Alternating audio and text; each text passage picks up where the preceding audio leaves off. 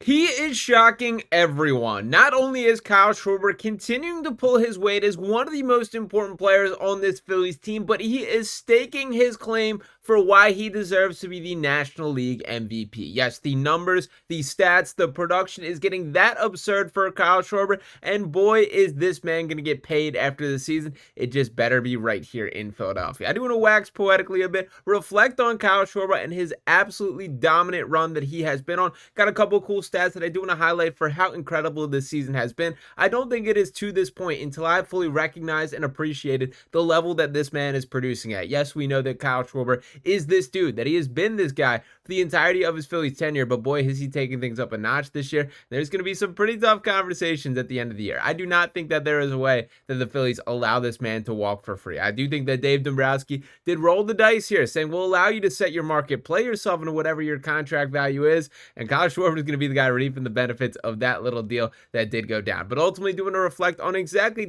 what happened, and want to start with tonight's production. I'm recording this immediately following the blowout victory over the Baltimore Orioles, which Schwarber was quite responsible for. He was 3 for 5 at the plate today with 2 home runs, 6 RBIs. He has 10 home runs and 25 RBIs since the All-Star break, and that includes a grand slam to absolutely break this game open. That also came on the heels of Harrison Bader hitting his first home run, his first hit, period, in a Phillies uniform, and boy, did that feel nice. I do not need to see Max Kepler in a Phillies uniform ever again after seeing that. I do want to see Bader get as many opportunities at the dish as he can. I'm really encouraged. I know the production is not fully there yet, but what a way to announce yourself than the 3-run home run that he did produce, and the Phillies just laid on the hammer from there. I was a little disappointed. It was like 7-3. I was thinking maybe we get a little comeback by the Orioles, get a little Johan Duran music in the entrance coming there, but nonetheless, I will take a blowout victory and everybody relaxing. Now, for Kyle Schwarber specifically here, I do want to highlight exactly how insane this production is, and I want to start with the home run leaders across the entire MLB. Yes, he's up to second place in the entire league, trailing just Cal Riley there. Cal Riley up to 42 home runs,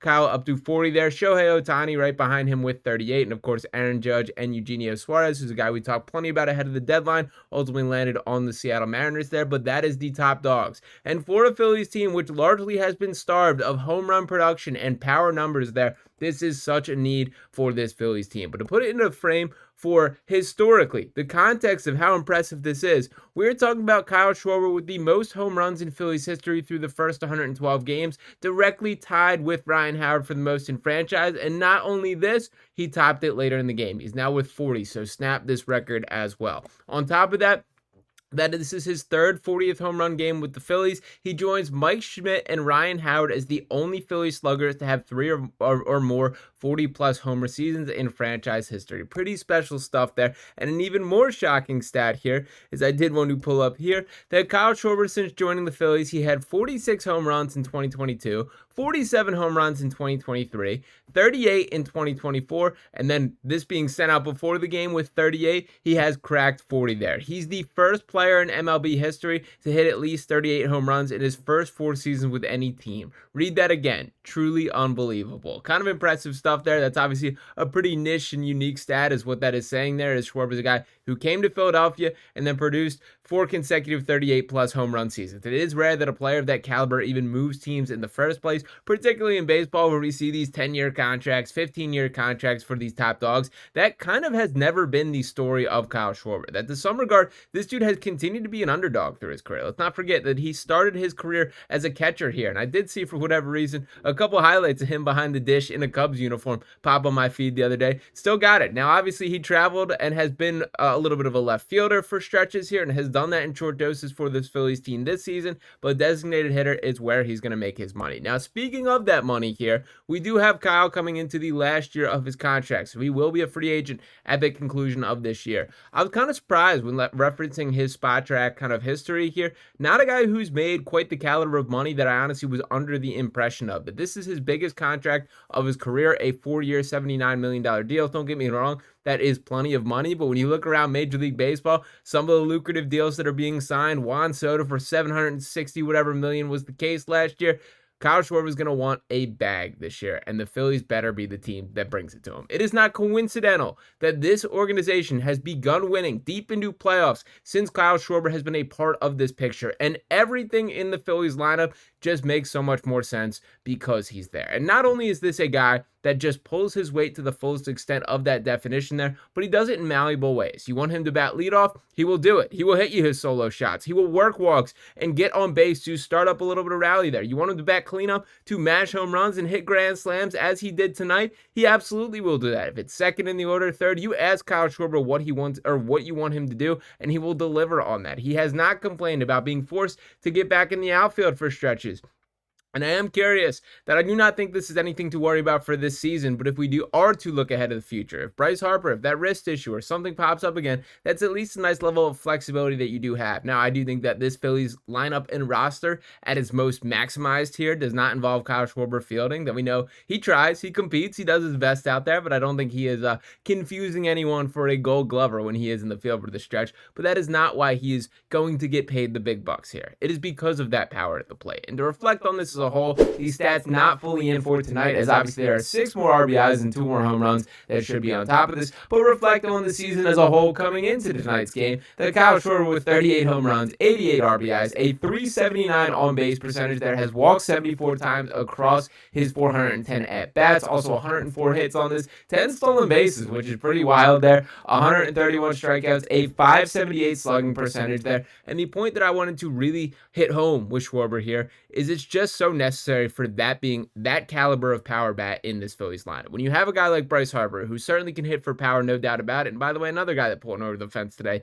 in this blowout, but Kyle Schwarber directly, he's a feared hitter. That is going to be a guy that teams are going to pitch around if the situation does command it there, that you can build towards that. When you have a guy like Bryce Harper, who at his best is smashing doubles in the gap. Nick Castellanos, the power is there for stretches, but he's also a kind of a gap hitter. Alec Boehm, not going to be a guy that drives for power. Bryson Stott, not going to be a guy that drives for power. Trey Turner, not going to be a guy that drives for power there. The outfield, we will see how ultimately the rest of that picture fits together, but the point being here, the Phillies need some version of that guy that can just go yard in any given at-bat there, and Kyle Schwarber does that at a greater rate of arguably anyone in Major League Baseball. So as we begin to get down the home stretch of the season, I think this point should be made clear that Kyle Schwarber is in play for most valuable player. Make me a legitimate case why Shohei Ohtani is that head and shoulders better than him as a baseball player. And there is still plenty of games to be played. Shohei Ohtani could ratchet things up, produce on the mound in a way that truthfully he has not really to this point. He has not been given an expanded opportunity. That's sort of the ultimate, the hammer that you can slam down as the trump card there of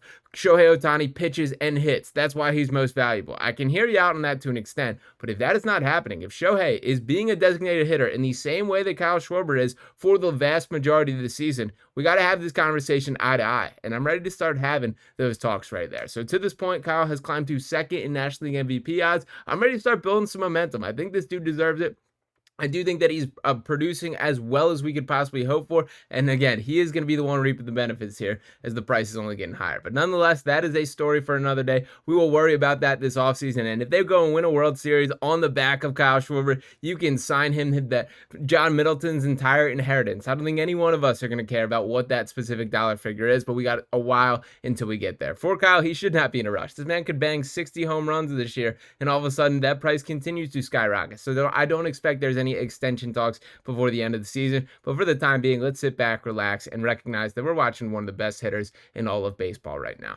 Appreciate each and every guys for tuning in this video here. If you have not already, make sure you're smashing that subscribe button to us here on Phillies Digest. The season is heating up. I'm feeling the vibes of this team. There does feel to be a new life after the trade deadline, which I'm encouraged by. From Johan Duran to Harrison Bader there is an energy behind this team in a way that I did not feel for a large portion of the season. So I'm fired up. I'm ready to be covering things from every single angle with my guy Luke Arcani right here on Phillies Digest. So make sure you're tapping in with us. The best way to do that is by smashing that subscribe button, dropping a like on this video here, any comments you have below. I'll be back. Talk with you next time. Peace.